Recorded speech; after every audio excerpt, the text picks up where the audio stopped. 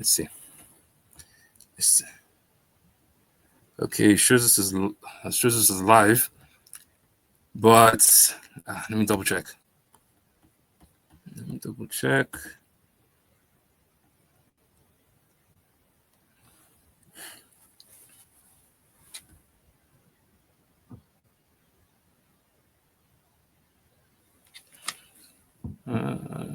Join.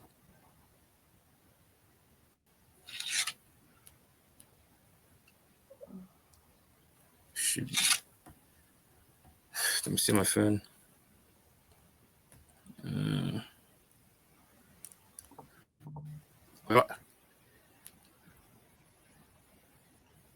Yeah, we are live. Okay, cool. Okay. Let's see. Give me a second.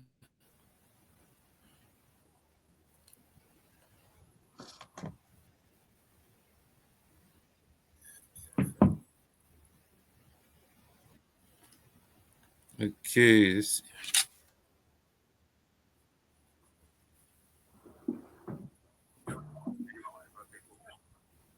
Okay, we have two people coming so far.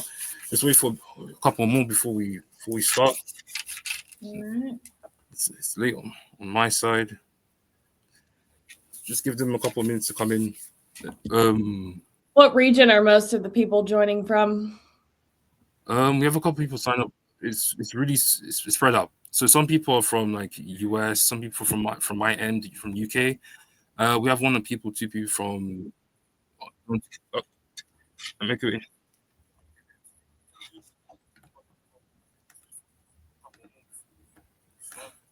Okay, we have some people from US, some people from UK, some people from two people from India, I think.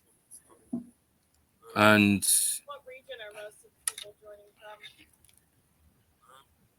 Yeah, can you see the comments from yours? I cannot. You can't. Let me see if I can change that.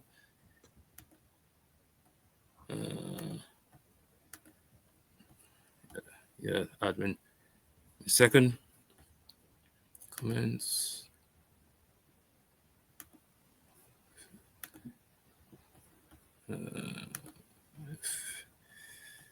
Figured out to do it before.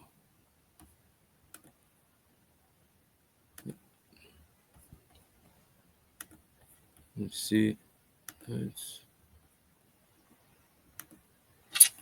Oh,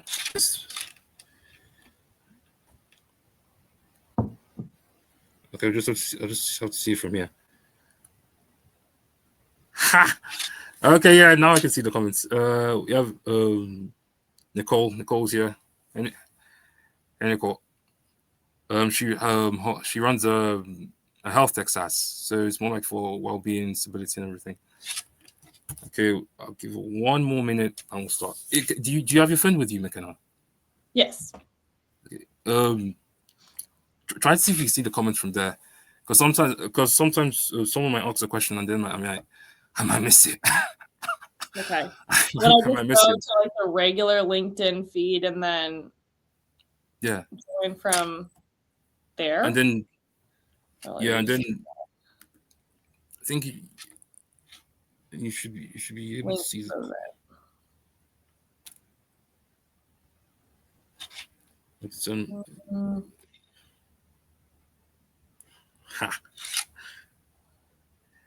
sorry guys, it's admin. To make sure it's all working. Yeah. You can see the comments. All right, I'm joining from my phone. It's just in case I miss anything, you know. All right, here we go. Yep, got it. Okay, cool. 1 more minute, and then we'll start. There would have been 3 more people, but oh well, here's what it is. Okay, I'll start now. Okay, sir. Hello. Welcome to the first installment of the B2B SaaS Marketers of LinkedIn Assemble. I'm the orchestrator of this event. My name is Alan. I run a B2B organic search marketing agency specializing in helping SaaS and fintech businesses generate leads, generate revenue, and ultimately to bring their help them to bring their product to market. So before I let the one and only B2B SaaS marketer I was able to assemble, all the others are busy generating revenue on working on projects for the new year, as they should. Before I let her Mckenah introduce herself, I'll just give you a run through of where we are, why we're starting this, and who we're looking to help with this particular live. So, over the past couple of years, we've seen an explosion in the B2B SaaS space and in the creation of B2B SaaS businesses being created. We've had different stuff all over the space. We've had high school engineers being able to generate multi-millions from their SaaS products. We have more and more tech non-techies, people aren't able to code at all, coming into the SaaS space because of AI tools like Lovable, primarily Lovable, and other AI tools as well. And we have SaaS products that haven't even officially gone into the market, that they received official 9-figure valuations already before they even hit the space officially. So in all of this sort of with all these happenings, how does a SaaS founder a SaaS company up and coming, how do they bring the product into the market? How do they generate revenue from the product? How do they stay relevant to their target audience? And how do they scale all of that? These are all the questions that we're looking to answer. And here to answer all of that, we have myself and Mckenah. Mckenah, you want to tell the people what you do? So they're aware. Yeah. So hi, my name is Mckenah. I worked in B2B SaaS for 7.5 years, both in sales and in marketing. And I am known for generating leads for tech companies using social media and using video specifically. So what I do full time now is I own a company called Tech Social, which specializes in creating videos for tech companies that generate leads and brand awareness. I've worked with some of the biggest companies known on the planet, like AWS, Salesforce, DocuSign, and I do annual partnerships with those people. And then I also have quite a few tech companies, both in the startup and mid-level space, that I do regular monthly video ads for that they can use across their LinkedIn, YouTube, Facebook, Instagram platforms, and also run as ads. I also have an audience of 170,000 people that follow me on TikTok, 17,000 people that follow me on LinkedIn, and about 300 and growing on YouTube. I'm just starting to tap into that space. And so I leverage my audience that I've built, my influence also to promote some of these brands. Okay, cool. So now you guys know what Mckenah does. You know why I invited it here. I would have invited a couple of other guys and people as well. This is called B2B SaaS Marketers Assemble. It's only 2 of us, but we'll still run the live anyway. So if you know how I usually run my lives, usually you guys ask a question. We ask usually what we usually do is any sort of question that you usually get charged hundreds or thousands of dollars to get answered. We're here to answer it for free for this live only. So if you have any questions, let us know. If or write them down in the comments. Or if there's no questions right now, I'll start with a kickoff question. Is there any questions at all? Mckenah, can you see? None at the moment, or so I can just kick off with the startup question. Is none? Okay, cool. So I'll start with a kickoff question. Okay, so because I did a lot of the introduction, I usually let either any of the guests I do answer first. But this time there's only one guest. I'm used to doing multiple guests, but you don't mind me shooting the first question at you? Is that cool? Yeah, go for it. Yeah, cool. Okay. Well, what we can do is, since there's only 2 of us, I'm used to doing more than a group. I usually do group lives, but since there's only 2 of us, what you do is, if I shoot a question at you, you shoot a question back at me. Okay. Does that work? Okay, cool. Yeah. Make a bit of a game. Okay, so picking up on everything you said about paid you run videos, paid ads, and also across different social media platforms. I was talking in the comment section. I was talking to one of my LinkedIn connections, a guy from up north England. His name is Joe Carson. He runs a marketing agency as well. but not so much in the SaaS space, in more like the special engineering, I think, special engineering space. But we were talking about how a lot of he's realized he doesn't even follow the tech or SaaS space the way I do, the way you do. He's realized that a lot of the marketing for SaaS companies looks the same. So he's received multiple emails, multiple sort of ads coming to his feed because he's a marketer and he's not deep into that space, but he does watch the space. So he sees all of them using the same sort of templates, the same sort of styles, the same sort of genres. So he's basically just throwing them all aside. And then he mentions this to me, and I says, "Oh, actually, this is a very important point that you've brought up." So my question to you is, with all this going on, with all this AI content also coming in as well, how does a SaaS marketer differentiate themselves in the marketing from their competitors? So, yeah, how do you differentiate yourself in the market from your competitors? So the reality is that not enough B2B SaaS companies are doing modern marketing at all.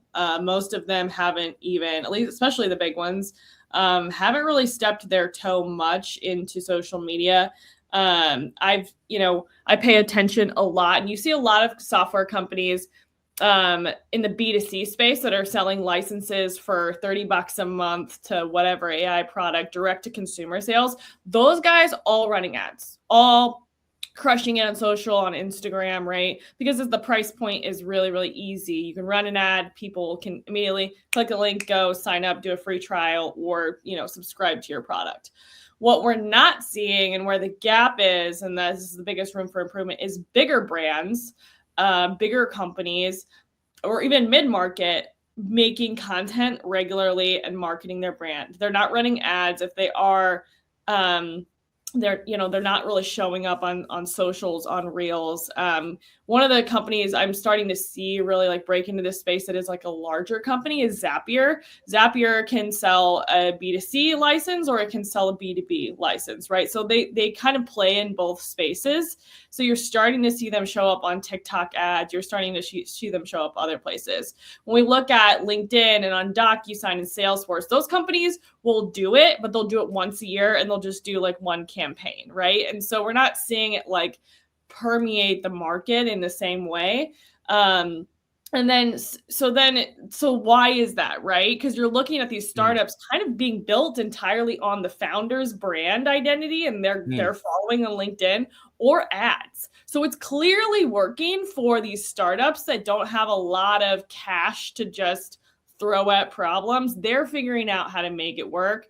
And I'd like to see a lot of larger SaaS companies who do have the cash start to step up and say, hey, we're going to take brand awareness seriously, and we're going to take social seriously. Okay, cool. What about you? Yeah, go ahead. Yeah. She's showing back at me. Okay, cool. Okay, just to add to that, yeah. To differentiate, one of the things that I've been talking to different SaaS founders and tech companies with is improving the personal brands of the C-suite, personnel. Really pushing out. Like, I'll give you an example. Not even just their C-suite personnel, also their employees as well. This thing called user.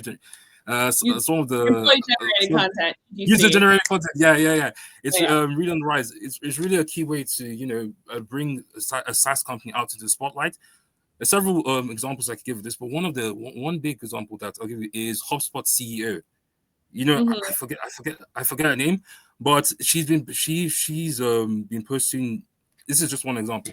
She's been posting a lot more on LinkedIn. Like, I remember when she started doing that. She started doing that during this period of LinkedIn that was known as the LinkedIn video feed era. Now, anyone, yeah. It was nice while I was there. That's nice while I was there, yeah. For those who aren't like in the loop, I'll explain to you what the LinkedIn video feed era is. It's basically a time. Was it last year or was it? I think last year. Last year, yeah. It's basically a time early last year, I think, where LinkedIn was basically just letting videos just run wild. They were basically just letting videos run crazy. Everyone who specialized in video were doing somersaults of joy. That now the video becomes so relevant. Like there's no way you could be on the platform and not do video. So during that time, video just basically exploded. It's I don't know why they just cut it off. Just cut the life off the video feed now, but they may bring it back. So this is the thing. You think so? Yeah. They may bring it back another form. Because it's still I think I personally, this is my personal. I personally still think it's a good idea. But one of the things that HubSpot CEO did was she started doing video and she started pushing her brand out. She started showing that HubSpot is not just like just another SaaS, just another CRM. It's actually they have a face, they have people, they have personality, and it brought HubSpot a lot more into the light. That's one example. Another example is with a founder and the employees. The guys are lovable. I think it's them. Yeah, the guys are lovable. Yeah. So what they did was they did a video series. So they got each of the employees. I think it was like 10 of them, including the founder. So each of them they did one did a series on like sort of like different one did like a series of AI. So maybe 10 videos that you say like let's say part one. A bit like what Mckenah is doing. Mckenah is doing a bit of a series on LinkedIn as well. Except during a post, I think of like posts that these are the things that made me. That sort of thing where you tell different stories. Yeah. I noticed as well. That's the same thing. The guys are loving. Oh, I didn't know that. Yeah, it did that as well. And during I can't remember how long. Maybe it was like 2 years or 3 years. This was during their development before they became like now they're currently the fastest growing SaaS company in the world. I believe. Yeah, in the world.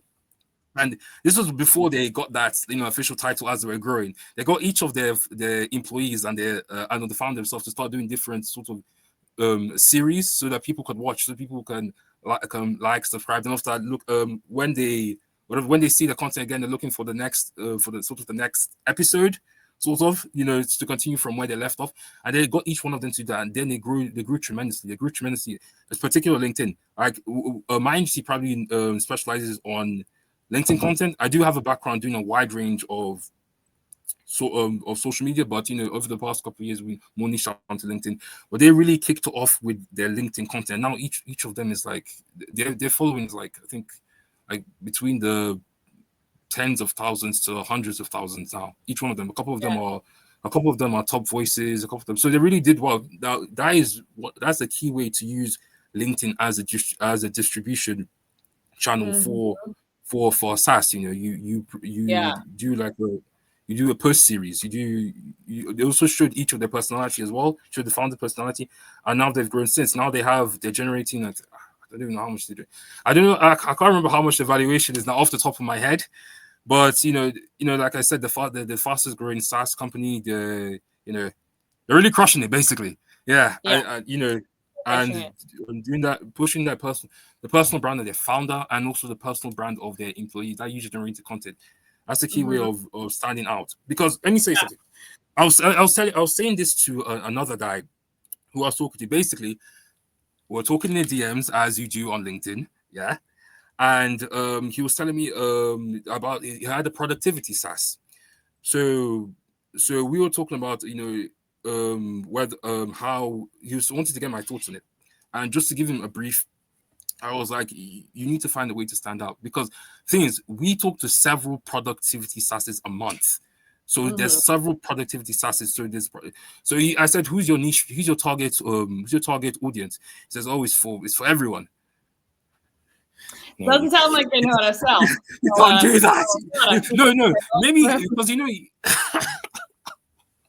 oh man, because he's an upcoming fan. I get if you're watching that. You've never been in sales and you've never worked you've never worked in tech before. You might not know that you have to have an ideal customer profile and you have to have it nailed down to a T, or no investor will ever invest in you, and you'll never sell anything because you'll just be shooting at darts everywhere in every different direction. Can't be everything to everybody, and you shouldn't be. It's just the truth. You need to.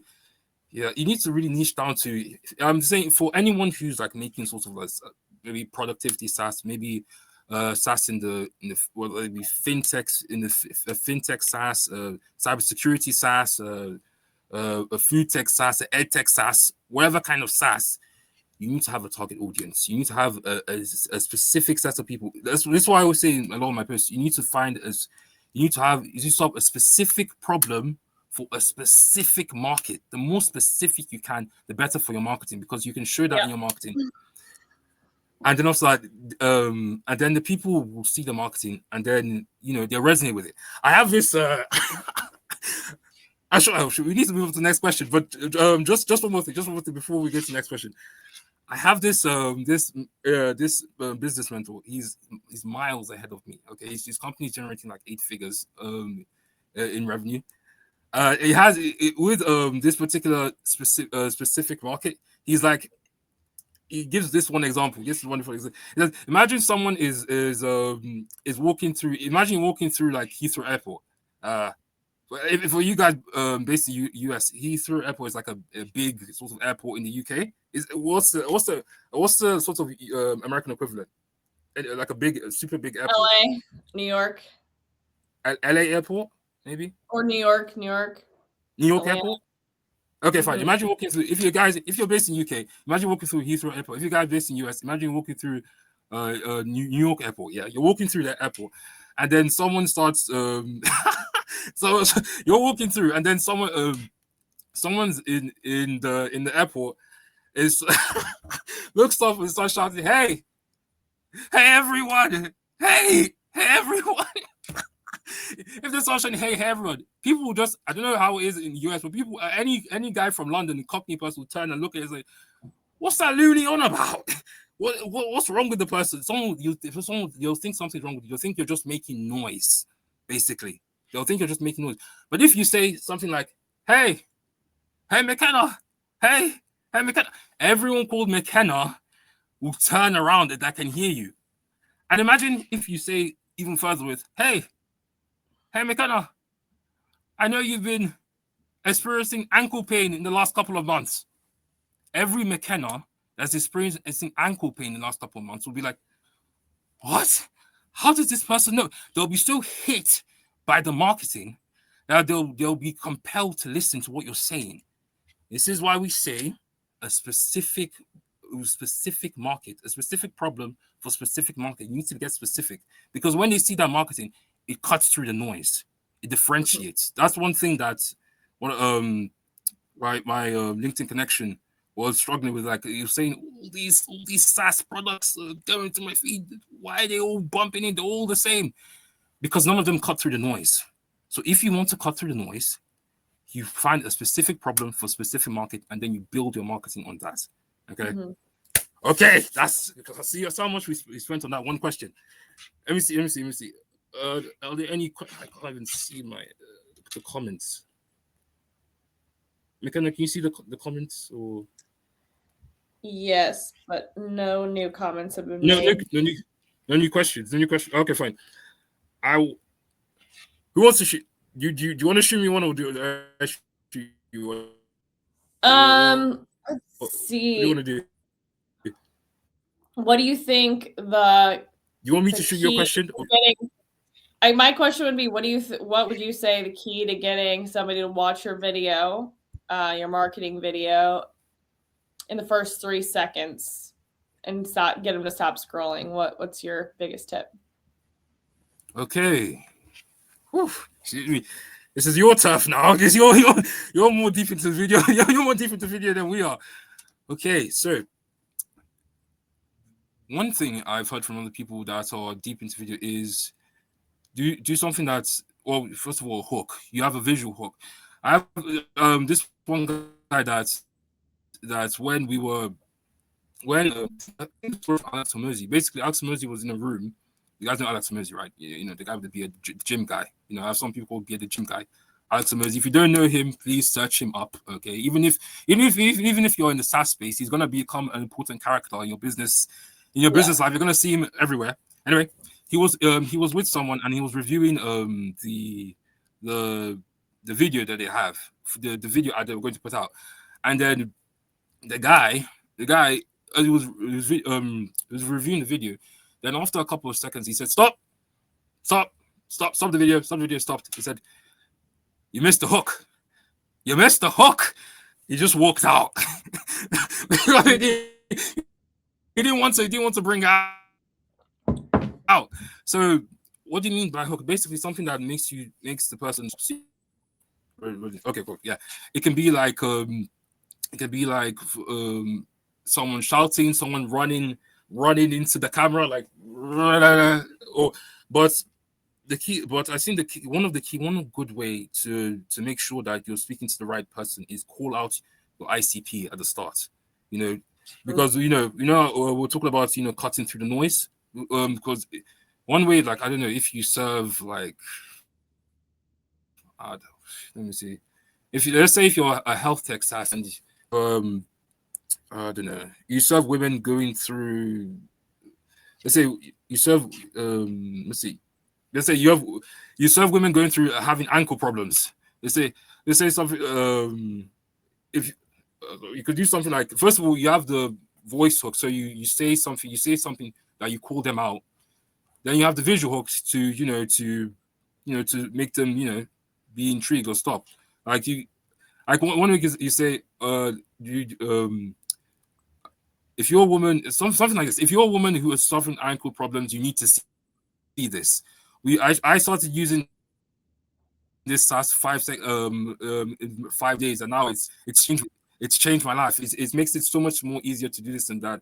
I used to suffer, then you start going through the pain point. Like, I used to suffer from this day in or day out, but then I found this software that it now helped me with all sorts of psychological issues. Basically, you're calling them out and you're talking about their specific pain point. So you're making it niche and specific. That's the whole key point. So in the first 3 seconds, call out your ICP. That's one key way to make sure you're talking to them. And then another way to also generally, human speaking, people tend to be drawn into stuff that are unusual, stuff that are different, stuff that are unique. So if you start doing like, I don't know, if you start, if I could have a video and I was walking around as I'm talking, or if like there's a if I'm talking like this right now and then there's a Loch Ness monster behind me as I'm talking, it makes the person stop. Some people say that they also stop from bright colors as well. So these are just general human things that make people stop. That's to connect with the general human. But then if you want to be specific to your specific audience, you call them out. You write under subtitles. You write if it's like on TikTok, on LinkedIn.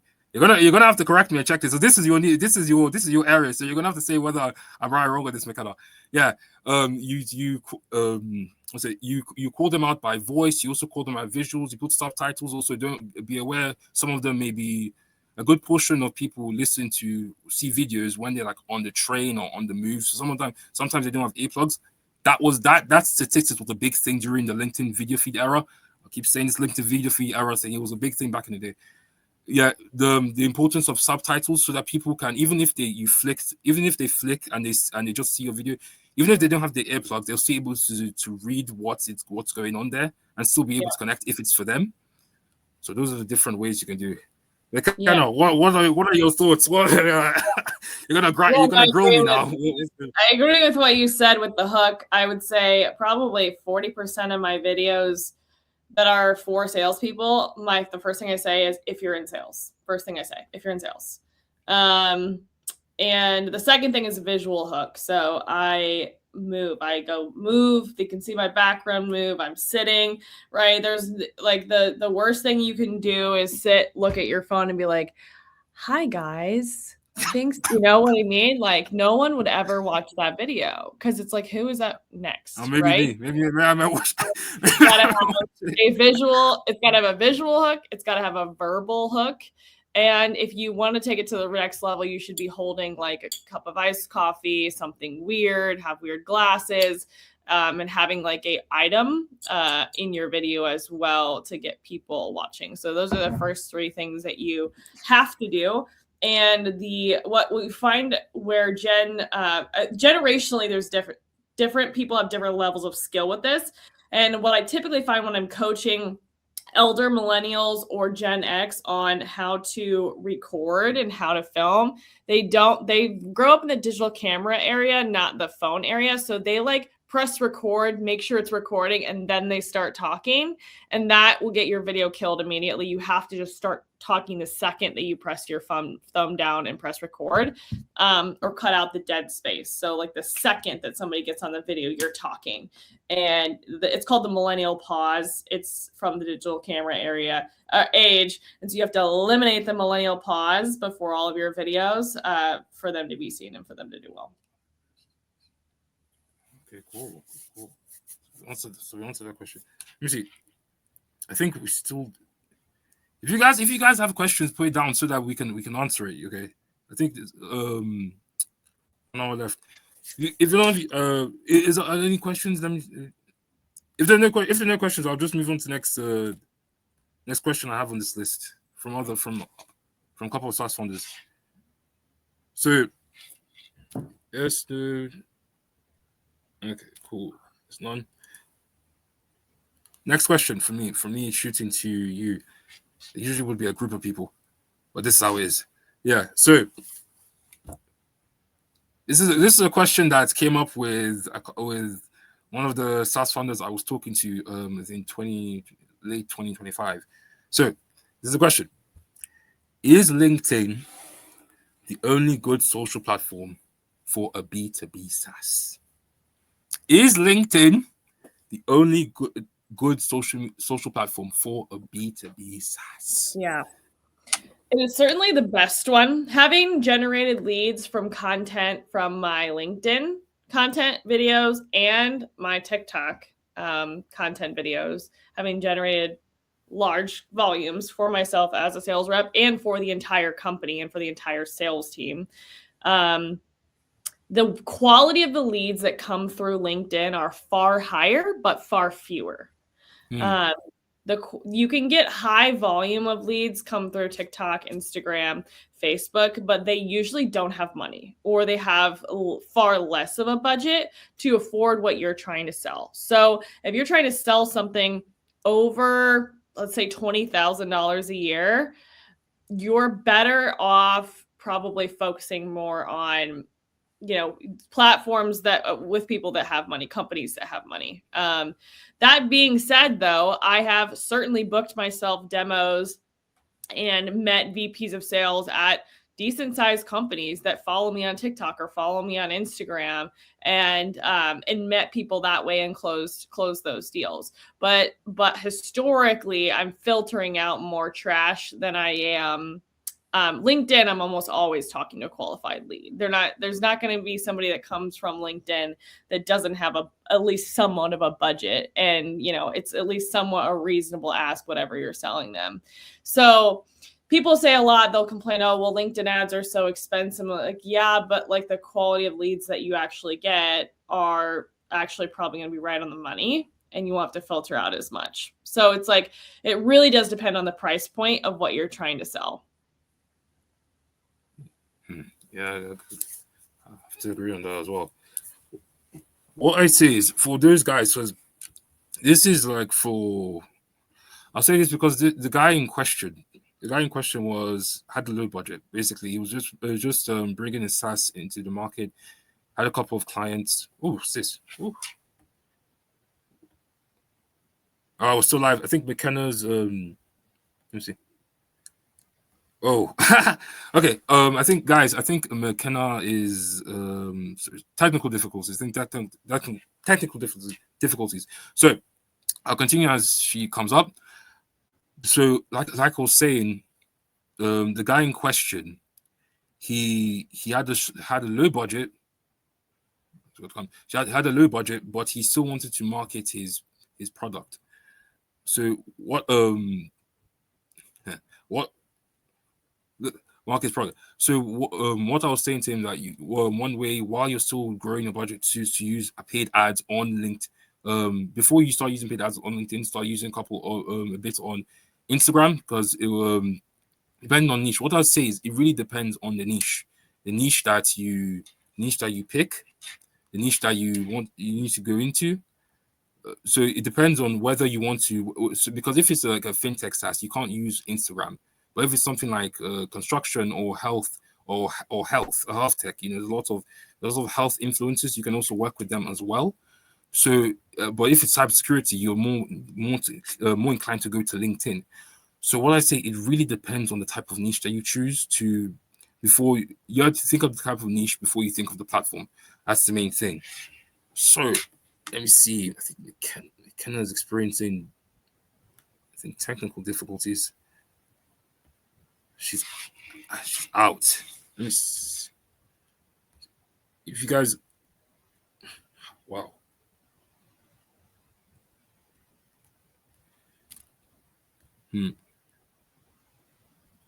Okay, if you,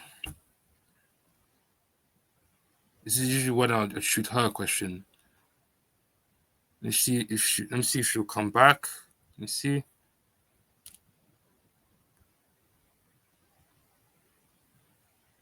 Because I think it's a technical issue, guys.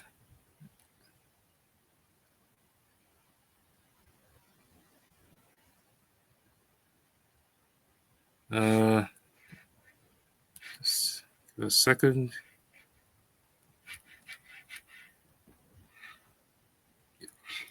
While waiting for, if you have any questions about B2B SaaS marketing in general, any particular things that you want to know about how to bring your SaaS to the market, put them in the comments.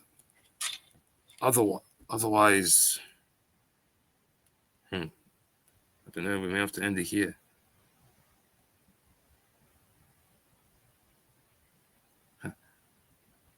At 30 minutes. Let's give her a couple minutes. I think.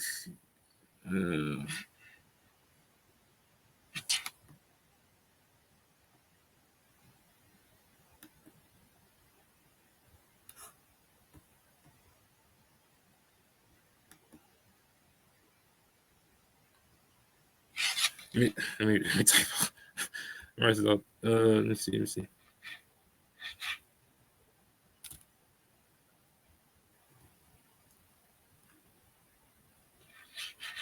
In a second, guys, I can't believe I'm doing this on live, but there you go. Let's see if I can reach her. Can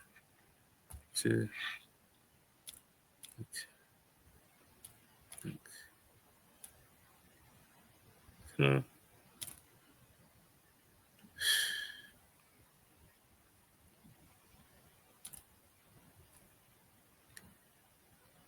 Wow. Tech issues, yeah. It's always these are the stuff we doing it live. You see everything raw. That's the good thing about live, because we can't fit none of this script. I lose signal. Yeah, it's true. None of this is scripted. None of this. We just came in asking questions back and forth. If you guys have any questions as well about B2B SaaS marketing, anything, let us know. Otherwise, we'll give her a few minutes. If let's say 5 minutes. If she can't solve the issues, we may end the live here.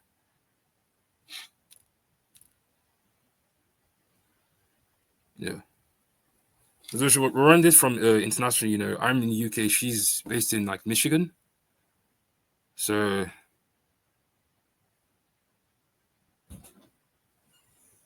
let me see.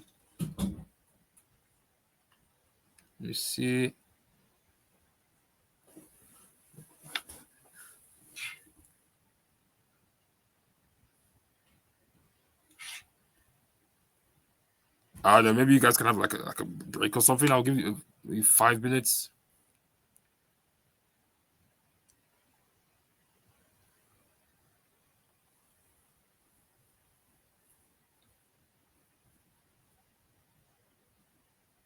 Let's see.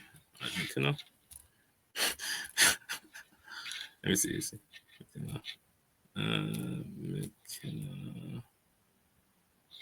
Mckenah. A second.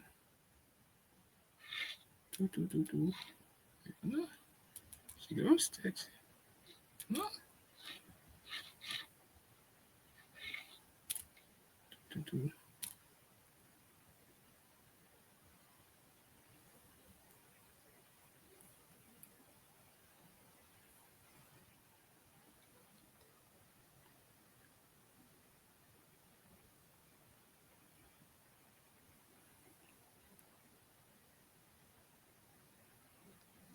Let's see.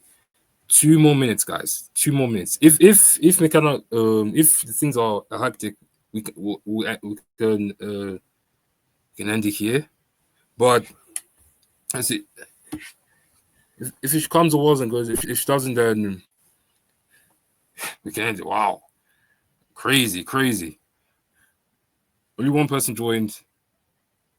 40 minutes. Technical issues. This is what LinkedIn Live looks like. Okay, so if you ever want to run a LinkedIn Live for your industry, for your niche, you better be prepared. This stuff happen, man. You see.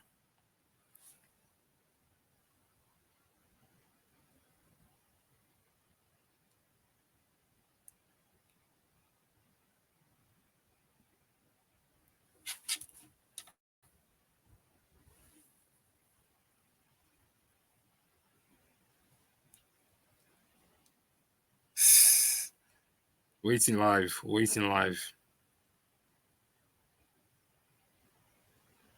Oh.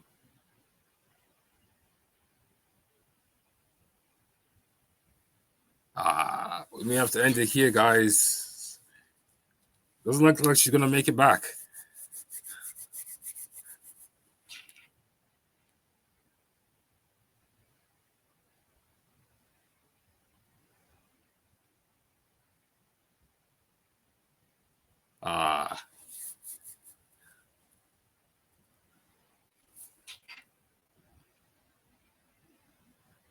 Oh.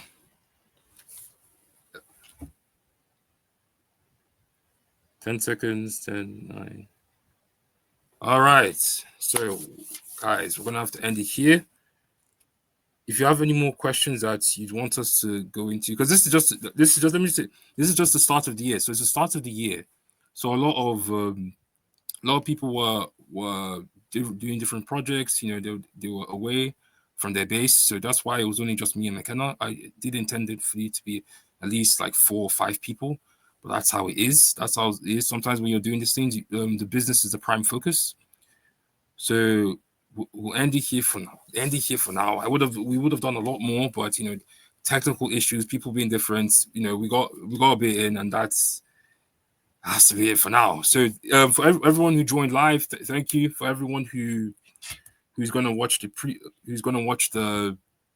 replay, thank you again. We're also going to upload it to YouTube. Hopefully next time we do this, it will be more like there'll be more people, no technical issues, everything will be calm. But otherwise, that's it. So thank you for watching. I hope you guys got something out of it. You know, obviously, look to Mckenah's content. Give Mckenah a follow if you for more content on SaaS and video. For myself, follow for more like SaaS to bring GTM strategy as well. Gonna have to end it here, guys. Thank you for coming to this, the first installment, crazy installment, but the first installment of the B2B SaaS Marketers of LinkedIn Assemble. And end it there.